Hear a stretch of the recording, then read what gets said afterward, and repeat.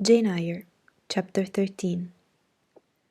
Mr. Rochester, it seems, by the surgeon's order, went to bed early that night, nor did he rise soon next morning. When he did come down, it was to attend to business. His agent and some of his tenants were arrived, and waiting to speak with him. Adele and I had now to vacate the library. It would be in daily requisition as a reception room for callers. A fire was lit in an apartment upstairs, and there I carried our books and arranged it for the future schoolroom. I discerned in the course of the morning that Thornfield Hall was a changed place. No longer silent as a church, it echoed every hour or two to a knock at the door or a clank of the bell. Steps, too, often traversed the hall, and new voices spoke in different keys below it. A rill from the outer world was flowing through it. It had a master. For my part, I liked it better. Adele was not easy to teach that day. She could not apply. She kept running to the door and looking over the banisters to see if she could get a glimpse of Mr. Rochester. Then she coined pretexts to go downstairs in order, as I shrewdly suspected, to visit the library, where I knew she was not wanted. Then, when I got a little angry and made her sit still, she continued to talk incessantly of her ami, Monsieur Edouard Fairfax de Rochester, as she dubbed him. I had not before heard his pronoms, and to conjecture what presents he had brought her, for it appears he had intimated the night before that when his luggage came from Millcote, there would be found amongst it a little box, in whose contents she had an interest. Et cela doit signifier, said she, qu'il y aura là-dedans un cadeau pour moi, et peut-être pour vous aussi, mademoiselle. Monsieur a parlé de vous. Il m'a demandé le nom de ma gouvernante, et si elle n'était pas une petite personne, assez mince, et un peu pâle. Je dis que oui, car c'est vrai. N'est-ce pas, mademoiselle? I and my pupil dined as usual in Mrs. Fairfax's parlour. The afternoon was wild and snowy, and we passed it in the schoolroom. At dark, I allowed Adele to put away books and work, and to run downstairs, for, from the comparative silence below and from the cessation of appeals to the doorbell, I conjectured that Mr. Rochester was now at liberty. Left alone, I walked to the window, but nothing was to be seen thence. Twilight and snowflakes together thickened the air, and hid the very shrubs on the lawn. I let down the curtain and went back to the fireside. In the clear embers, I was tracing the view, not unlike a picture I remember to have seen of the castle of Heidelberg on the Rhine, when Mrs. Fairfax came in, breaking up by her entrance the fiery mosaic I had been piecing together, and scattering too some heavy unwelcome thoughts that were beginning to throng on my solitude. Mr. Rochester would be glad if you and your pupil would take tea with him in the drawing-room this evening, said she. He has been so much engaged all day that he could not ask to see you before. When is his tea time? I inquired. Oh, at 6 o'clock. He keeps early hours in the country. You had better change your frock now. I will go with you and fasten it. Here is a candle. Is it necessary to change my frock? Yes, you had better. I always dress for the evening when Mr. Rochester is here. This additional ceremony seemed somewhat stately. However, I repaired to my room, and with Mrs. Fairfax's aid, replaced my black stuff dress by one of black silk, the best and the only additional one I had, except one of light grey, which, in my Lowood notions of the toilette, I thought too fine to be worn, except on first-rate occasions. You want a brooch, said Mrs. Fairfax. I had a single little pearl ornament, which Miss Temple gave me as a parting keepsake. I put it on, and then we went downstairs. Unused as I was to strangers, it was rather a trial to appear thus formally summoned in Mr. Rochester's presence. I let Mrs. Fairfax precede me into the dining-room, and kept in her shade, as we crossed that apartment, and passing the arch, whose curtain was now dropped, entered the elegant recess beyond. 2 wax candles stood lighted on the table, and 2 on the mantelpiece. Basking in the light and heat of a superb fire lay Pilot. Adele knelt near him. Half reclined on a couch appeared Mr. Rochester, his foot supported by the cushion. He was looking at Adele and the dog. The fire shone full on his face. I knew my traveller with his broad and jetty eyebrows, his square forehead, made squarer by the horizontal sweep of his black hair.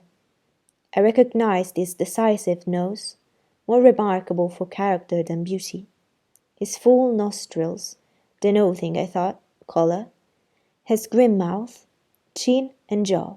Yes, all 3 were very grim, and no mistake. His shape, now divested of cloak, I perceived harmonized in squareness with his physiognomy. I suppose it was a good figure in the athletic sense of the term, broad-chested and thin-flanked, though neither tall nor graceful. Mr. Rochester must have been aware of the entrance of Mrs. Fairfax and myself, but it appeared he was not in the mood to notice us, for he never lifted his head as we approached. "Here is Miss Eyre, sir," said Mrs. Fairfax, in a quiet way. He bowed, still not taking his eyes from the group of the dog and the child. "Let Miss Eyre be seated," said he, and there was something in the forced stiff bow, in the impatient yet formal tone, which seemed further to express, "What the deuce is it to me whether Miss Eyre to be there or not? At this moment I am not disposed to accost her." I sat down quite disembarrassed. A reception of finished politeness would probably have confused me. I could not have returned or repaid it by answering grace and elegance on my part. But harsh caprice laid me under no obligation. On the contrary, a decent quiescence, under the freak of manner, gave me the advantage. Besides, the eccentricity of the proceeding was piquant. I felt interested to see how it would go on. He went on as a statue would. That is, he neither spoke nor moved. Mrs. Fairfax seemed to think it necessary that someone should be amiable, and she began to talk, kindly as usual, and as usual rather trite. She condoled with him on the pressure of business he had had all day, on the annoyance it must have been to him with that painful sprain. Then she commended his patience and perseverance in going through with it. "Madame, I should like some tea," was the sole rejoinder she got. She hastened to ring the bell, and when the tray came, she proceeded to arrange the cups, spoons, etc., with assiduous celerity. I and Adele went to the table, but the master did not leave his couch. "Will you hand Mrs. Rochester's cup?" said Mrs. Fairfax to me. "Adele might perhaps spill it." I did as requested. As he took the cup from my hand, Adele, thinking the moment propitious for making a request in my favour, cried out, "N'est-ce pas, monsieur, qu'il y a un cadeau pour Mademoiselle Eyre dans votre petit coffre?" "Who talks of cadeau?" said he gruffly. "Did you expect a present, Miss Eyre? Are you fond of presents?" And he searched my face with eyes that I saw were dark, irate, and piercing. "I hardly know, sir. I have little experience of them. They are generally thought pleasant things." "Generally thought? But what do you think?" "I should be obliged to take time, sir, before I could give you an answer worthy of your acceptance. A present has many faces to it, has it not? And one should consider all before pronouncing an opinion as to its nature." "Miss Eyre, you are not so unsophisticated as Adele. She demands a cadeau clamorously. The moment she sees me, you beat about the bush." "Because I have less confidence in my deserts than Adele. She can prefer the claim of old acquaintance, and the right too of custom, for she says you have always been in the habit of giving her playthings.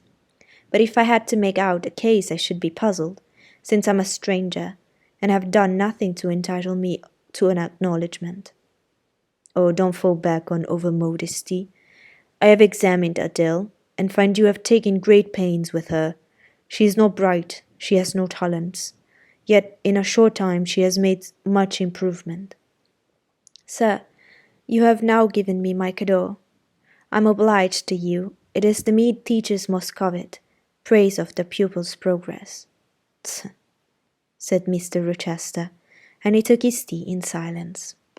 Come to the fire, said the master, when the tray was taken away, and Mrs. Fairfax had settled into a corner with her knitting, while Adele was leading me by the hand round the room, showing me the beautiful books and ornaments on the consoles and chiffonnerie. We obeyed, as in duty bound. Adele wanted to take a seat on my knee, but she was ordered to amuse herself with Pilot. You have been resident in my house 3 months? Yes, sir. And you came from Lowood School, in the Shire. Ah, a charitable concern. How long were you there? 8 years. 8 years? You must be tenacious of life. I thought half the time in such a place would have done up any constitution. No wonder you have rather the look of another world. I marvelled where you had got that sort of face. When you came on me in Hayline last night, I thought unaccountably of fairy tales, and had half a mind to demand whether you had bewitched my horse. I am not sure yet. Who are your parents? I have none. Nor ever had, I suppose. Do you remember them? No, I thought not. And so you were waiting for your people when you sat on that stile? For whom, sir? For the men in green. It was a proper moonlight evening for them. Did I break through one of your rings that you spread that damned ice on the causeway? I shook my head. The men in green all forsook England 100 years ago, said I, speaking as seriously as he had done. And not even in Hayline or the fields about it could you find a trace of them. I don't think either summer or harvest or winter moon will ever shine on their revels more. Mrs. Fairfax had dropped her knitting, and with raised eyebrows seemed wondering what sort of talk this was. Well, resumed Mr. Rochester, if you disown parents, you must have some sort of kinsfolks, uncles and aunts. No, none that I ever saw. And your home? I have none. Where do your brothers and sisters live? I have no brothers or sisters. Who recommended you to come here? I advertised, and Mrs. Fairfax answered my advertisement. Yes, said the good lady, who now knew what ground we were upon. And I am daily thankful for the choice Providence led me to make. Miss Eyre has been an invaluable companion to me, and a kind and careful teacher to Adele. Don't trouble yourself to give her a character, returned Mr. Rochester. Eulogiums will not bias me. I shall judge for myself. She began by felling my horse. Sir? Said Mrs. Fairfax. I have to thank her for my sprain. The widow looked bewildered.